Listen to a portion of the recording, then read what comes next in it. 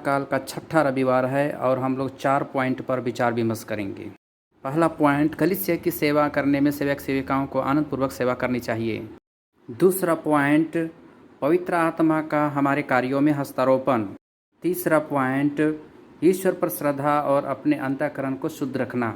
चौथा पॉइंट, पवित्र आत्मा की प्रतिज्ञा, हम लोग अनाथ नहीं छोड़े गए हैं। पहला पॉइंट, कलीसिया के सेवक और सेविकाओं को सेवा कार्य में आनंद के कारण होना चाहिए। हम लोग मची रचित सुसमाचार अध्याय 20 पद संख्या 26 और 27 में इस प्रकार पढ़ते हैं, तुम में ऐसी बात नहीं होगी, जो तुम लोगों में बड़ा होना चाहता है वह तुम्हारा सेवक बने, और जो तुम में प्रधान होना चाहता है वह तुम्हारा दास बने।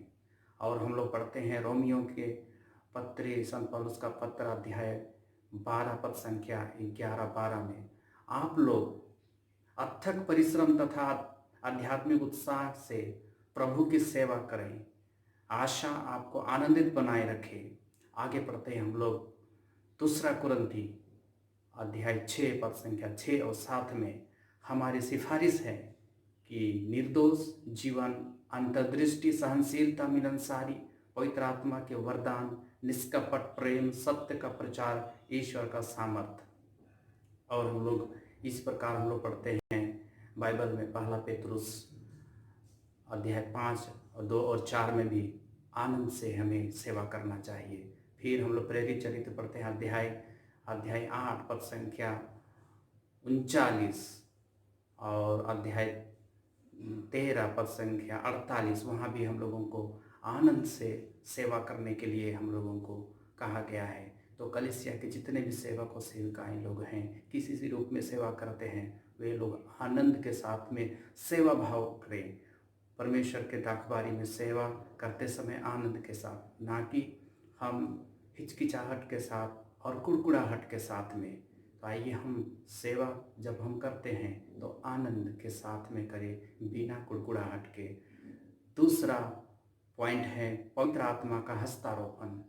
पवित्र आत्मा का हस्तारोपण, जब हम प्रभु के कार्य करते हैं तो प्रभु हमें अपने आत्मा से हस्तारोपण अर्थात सशक्त बनाता है। इसीलिए नबी योएल के ग्रंथ अध्याय 3 पद संख्या 1 और 2 में इस प्रकार वचन लिखता है, इसके बाद मैं सब शरीरधारियों पर अपना आत्मा उतारूंगा, तुम्हारे पुत्र और पुत्रियां भविष्यवाणी करेंगे, तुम्हारे बड़े बूढ़े स्वप्न देखेंगे और तुम्हारे नवयुवक को दिव्य दर्शन होंगे। वचन आगे प्रेरित चरित्र में इस प्रकार कहता है 19 अध्याय पद संख्या 6, जब पौलुस ने उन पर हाथ रखा तो पवित्र आत्मा उन पर उतरा, वे भविष्यवाणी करने लगे। इसी प्रकार हम लोग पढ़ते हैं रोमियो के पत्री संत पौलुस का पत्र अध्याय 14 और 17 में, क्योंकि ईश्वर का राज खाने पीने का नहीं, बल्कि वह न्याय, शांति और पवित्र आत्मा द्वारा प्रदत्त आत्मा का विषय है। तो हम लोगों को जो सेवा का फल मिलता है वह पवित्र आत्मा का प्रदत्त आनंद का विषय है। तो जो भी कार्य करते हैं हम अपने कार्यों में हम आनंदित होना है, क्योंकि पवित्र आत्मा का हस्तारोपण है। जिस कार्य में भी अगर पवित्र आत्मा का हस्तारोपण नहीं है, पवित्र आत्मा हमारे साथ नहीं है, हम लोग गिरते हैं, हम लोग हारते हैं और हम लोग उसमें आगे प्रशस्त और विजयी नहीं होते हैं। तो हमारे कार्यों में पवित्र आत्मा का हस्तारोपण होना अति आवश्यक है। तीसरा पॉइंट, ईश्वर पर श्रद्धा और अपने अंतःकरण का शुद्ध रखना। हम लोग वचन में पढ़ते हैं सुक्ति ग्रंथ अध्याय 20 पद संख्या 27, मनुष्य का अंतःकरण प्रभु का दीपक और जो उसके अंतरतम की थाह लेता है। आगे पढ़ते हैं प्रज्ञा ग्रंथ अध्याय 7 22 और 23 में वचन इस प्रकार लिखता है, प्रज्ञा एक आत्मा विद्यमान है जो विवेकशील, पवित्र, आदित्य, बहुविध, सूक्ष्म, गति में, प्रत्यक्ष, निष्कलंक, स्वच्छ, अपरिवर्तनीय, हितकारी, तत्पर, अदम्य, उपकारी, जनहितैषी, सुदृढ़ और आवश्यक, प्रशांत, सर्वशक्तिमान और सर्वनिरीक्षक है। वह सभी विवेकशील, शुद्ध तथा सूक्ष्म जीवात्माओं में व्याप्त। इस प्रकार हम लोग देखते हैं कि ईश्वर पर जब श्रद्धा रखते हैं तो वचन हम लोगों को सिखाता है। स्तोत्र ग्रंथ अध्याय 62 के 12 में हम लोग वचन इस प्रकार पढ़ता है, ईश्वर ने एक बात कही, मैंने उसे 2 ग्रंथ अध्याय 16 पद संख्या 9 और 10 में वचन इस प्रकार कहता है, मेरा हृदय में आनंद है और मेरी आत्मा में उल्लास, मेरा शरीर भी सुरक्षित है, क्योंकि तू मेरी आत्मा को अधोलोक में नहीं छोड़ेगा। वचन आगे फिर लिखता है, स्तोत्र ग्रंथ 130 पद संख्या 4, तू पापों को क्षमा करता है, इसलिए लोग तुझ पर श्रद्धा रखते हैं। सुक्ति ग्रंथ को पढ़ते हैं, अध्याय 9 पद संख्या 10, प्रज्ञा का मूल स्रोत प्रभु पर श्रद्धा है।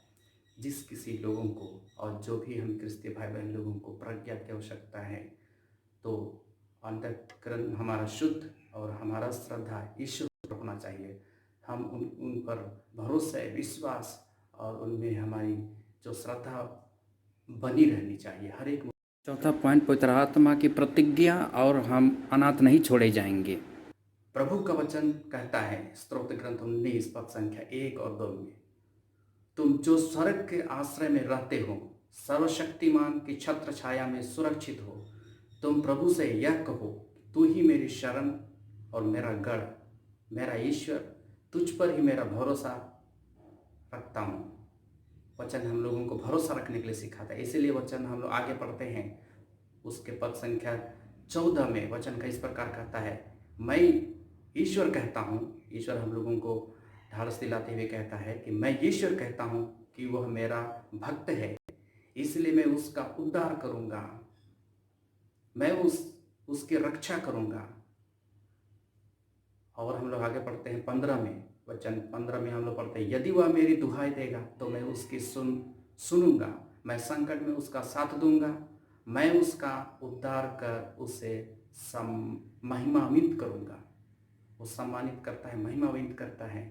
तो जो पवित्र आत्मा हम लोगों को प्रभु यीशु ने प्रतिज्ञा की है कि वह हमें अनाथ नहीं छोड़ेगा, वही परमेश्वर अर्थात पवित्र आत्मा हम लोगों को उद्धार देता है, वही हम लोगों को मुक्ति देता है। वो अनाथ हम लोगों को छोड़ने वाला नहीं है।